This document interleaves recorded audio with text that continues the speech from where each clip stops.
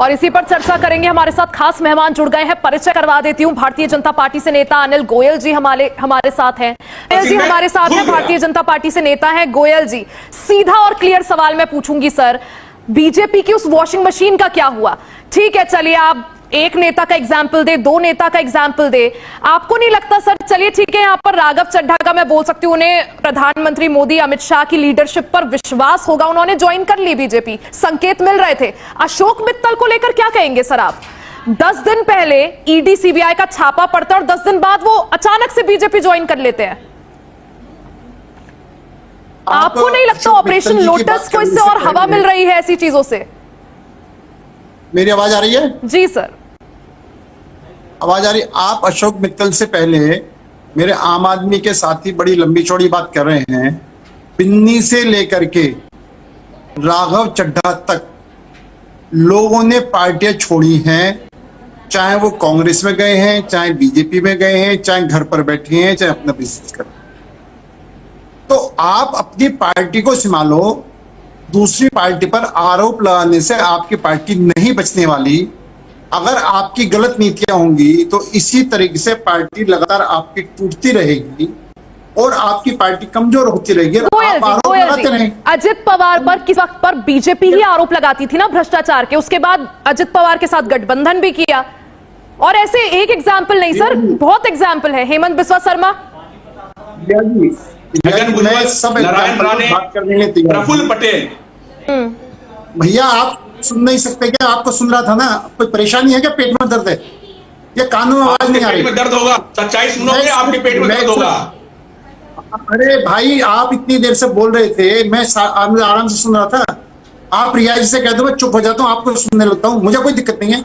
आपको हमें सुनना ही, आपकी पार्टी टूट रही। जो जिस घर में आफत आती है वो तो रोता ही है, पड़ोसी उसको तसल्ली देने के लिए जाते हैं। हम पर तसल्ली दे लेंगे, आपके रोआराट सुन लेंगे, जितना रोना रो लो, हम खुश हैं, शोर मचाना मचा लो। हम गुजरात में और पंजाब में अपनी सरकार बना रहे हैं। सुनिए गोयल साहब, हम पंजाब में और गुजरात में सरकार बना रहे हैं। हम नैतिकता से समझौता नहीं करते, हम ईमान से समझौता नहीं करते, हम गुंडे बदमाशों की पार्टी नहीं है, हम भ्रष्टाचारी की पार्टी नहीं है। क्या आप द्वारा बोल समय बता रहा है ना? आप बताओ ना, गोवा में क्या किया आपने? गोवा क्या किया? मध्य प्रदेश में क्या किया आपने? क्या द्वारा बोल क्या क्या? आपकी पार्टी में नैतिकता नहीं है, अनैतिक आदमी है, अनैतिक पार्टी है आपकी। इस तरीके से आप अनैतिकता की बात करें। अन्ना हजारे को धोखा दिया, अन्ना हजारे से आज तक इन्होंने जनता को धोखा दिया। पहले दिल्ली में राज करके दिल्ली की जनता को लूट करके सारे पैसे को गोवा लगाया, पंजाब लगाया, तो अपनी पार्टी को बढ़ाने में पैसा खर्च करा। दिल्ली के टैक्स का, दिल्ली की जनता की खून पैसे कमाई को इन्होंने पूरे हिंदुस्तान में बढ़ाया। आज वो काम पंजाब के अंदर कर रहे हैं कि पंजाब की जनता की खून पैसे कमाई, भ्रष्टाचार माफिया बात करके आज पूरे पंजाब को इन्होंने चूस रहे हैं। पहले दिल्ली की जनता को चूसा, आज पंजाब की जनता को चूस रहे हैं। जिस तरह से दिल्ली की जनता ने इन्हें उखाड़ के फेंका, पंजाब की जनता भी उनको उखाड़ के फेंकने वाली है। अब इनके पास क्या है? इनके पास शीश महल पार्ट 1, शीश महल पार्ट 2, उसका जवाब नहीं देंगे।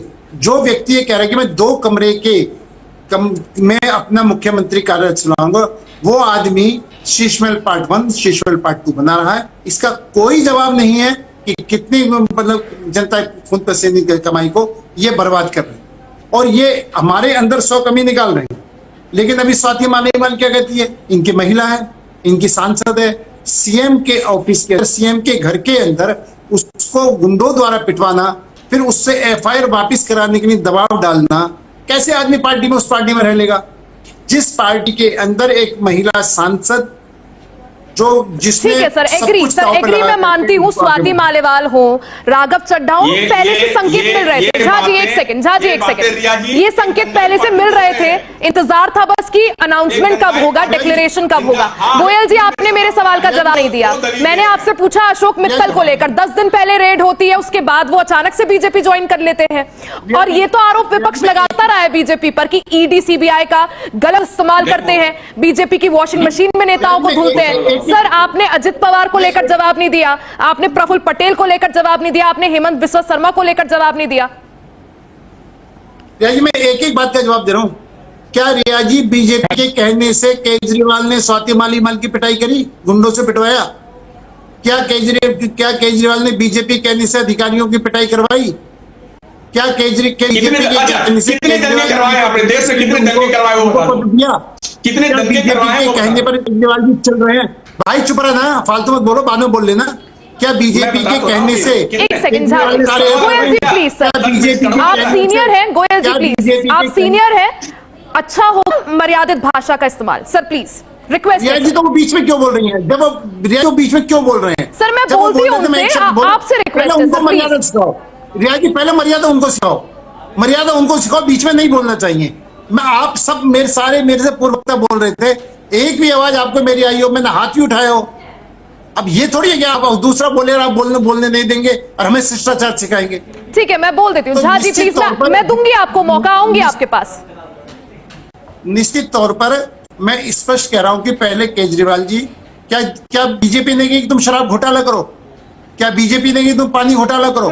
क्या बीजेपी ने कि अशोक मित्तल को तुम उसका राज्यसभा में चेयरमैन पदाधिकारी बनाओ? आपने और उन्होंने छोड़ा तो उनकी अपनी मर्जी है। जवाब उनसे पूछो क्यों उन्होंने छोड़ा, उनका दम क्यों घुट रहा है, क्यों उनको परेशानी हो रही है? आज भगवत मान का भी दम घुट रहा है जो सीएम पंजाब है। अब कुछ टाइम बाद ये फिर कह देंगे कि भगवत मान के पर भी आरोप लगाएंगे। आज भगवत मान को चारों तरफ से घेर रखा है मनीष सिसोदिया ने, केजरीवाल जी ने, इनकी चारों तरफ से, और वो दबाव में आकर के, वो पूरे दबाव में आज कल को वो छोड़ के जाएंगे, फिर कह देना वॉशिंग मशीन। अब सवाल क्या है कि अगर कोई आदमी हमारी नीति रीति से सहमत होकर के हमारे पास ज्वाइन करता है तो हमारे लिए तो उसका स्वागत है।